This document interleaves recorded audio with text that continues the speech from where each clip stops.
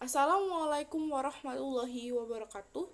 Perkenalkan, nama saya Ernadia Azahra. Saya dari kelas 10 MIPA 3 SMA 2 Unggulan. Di sini saya akan menjelaskan konsep berpikir dalam sejarah. Selamat menyaksikan. Bab 1. Konsep berpikir dalam sejarah bersama saya Ernadia Azahra dari 10 MIPA 3. Materi pokok pembelajaran yang akan kita pelajari pada bab 1 tentang konsep berpikir dalam sejarah yaitu: pertama, konsep berpikir diakronik. Kedua, konsep berpikir sinkronik. Ketiga, konsep periodisasi dalam sejarah. Keempat, konsep kronologis dalam sejarah. Dan terakhir, konsep ruang dan waktu. Oke, pertama saya akan menjelaskan konsep berpikir diakronik. Ada yang tahu diakronik itu berasal dari bahasa apa? Diakronik berasal dari bahasa Yunani, dari kata dia dan kronos. Dia mempunyai arti melintas, melampaui, dan melalui. Sedangkan kronos berarti waktu. Jadi, diakronik sesuatu yang melintas, melampaui, dan melalui waktu yang panjang tetapi dalam batas ruang. Kalian bisa lihat contoh cara berpikir diakronik dalam video. Terdapat beberapa ciri dan cara berpikir dalam diakronik. 1. Digunakan dalam ilmu sejarah. Kedua, menekankan pada proses dan waktu. Ketiga, bersifat historis atau komparatif. Keempat, bersifat vertikal. Kelima, terdapat konsep perbandingan. Keenam, adanya cangkupan kajian lebih luas.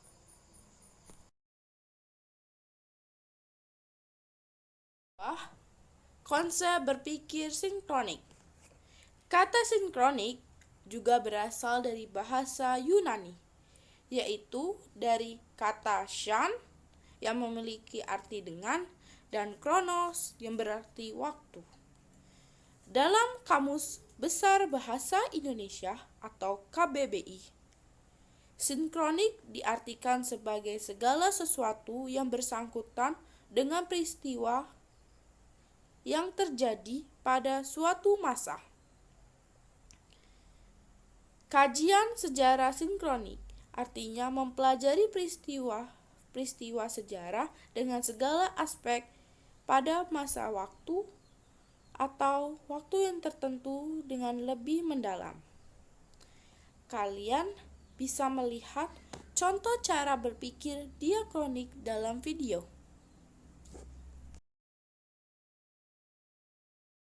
Dapat beberapa ciri dan cara berpikir dalam sinkronik. 1.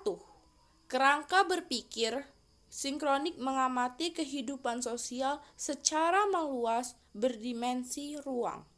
Kedua, konsep berpikir sinkronik memandang kehidupan masyarakat sebagai sebuah sistem yang terstruktur dan saling berkaitan antara satu unit dengan unit yang lainnya.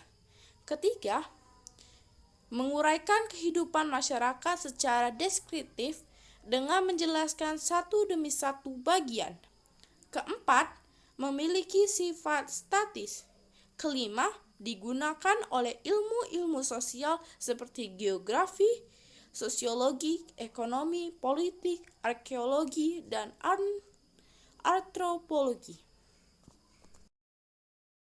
Ketiga, konsep periodisasi dalam sejarah. Periodisasi berasal dari bahasa Yunani, yaitu periode. Periode memiliki arti babak, masa, atau zaman. Periodisasi dapat diartikan sebagai pengelompokan peristiwa-peristiwa sejarah ke dalam suatu babak, masa, atau zaman. Untuk membuat periodisasi dari sebuah peristiwa, hal yang harus dipahami adalah dasar pembagian periodisasi tersebut. Contoh periodisasi adalah pembagian zaman dari zaman prakrasa dan zaman akasara, yang dasar pembagiannya adalah kemampuan manusia dalam mengenal tulisan.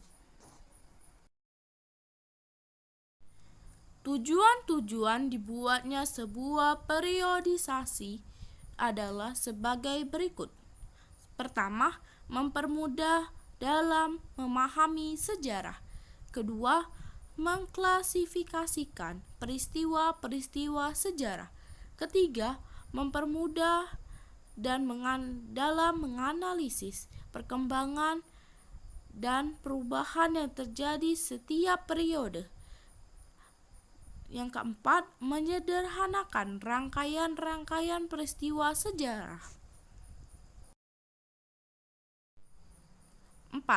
Konsep kronologis dalam sejarah.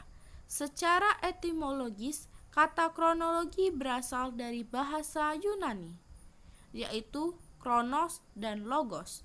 Kronos artinya waktu, dan logos artinya uraian atau ilmu. Jadi, kronologi adalah ilmu tentang waktu. Dalam perkembangannya, kronologi menjadi ilmu bantu sejarah yang menyusun peristiwa-peristiwa atau kejadian-kejadian sesuai dengan urutan waktu terjadi. Konsep berpikir ini akan mengurutkan setiap kejadian berdasarkan waktu terjadinya peristiwa.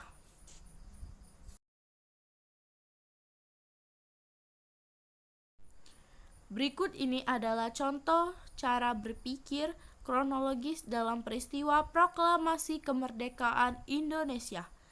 Pertama, 16 Agustus, Hiroshima dijatuhkan bom atom oleh sekutu.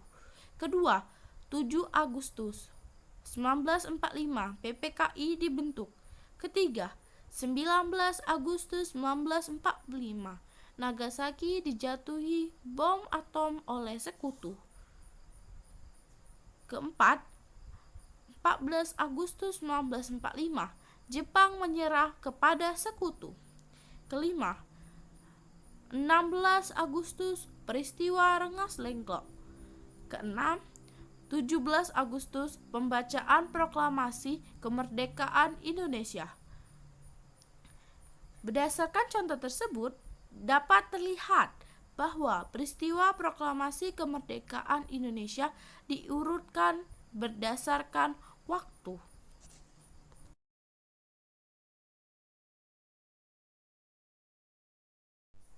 5. Konsep ruang dan waktu. Terdapat 3 unsur dalam terbentuknya sejarah. Ketiga unsur ini tidak dapat dipisahkan satu sama lainnya. Unsur tersebut adalah manusia, ruang, dan waktu. Saya akhiri video pembelajaran konsep berpikir dalam sejarah. Apabila ada kata yang salah, saya mohon maaf. Saya akhiri. Wassalamualaikum warahmatullahi wabarakatuh.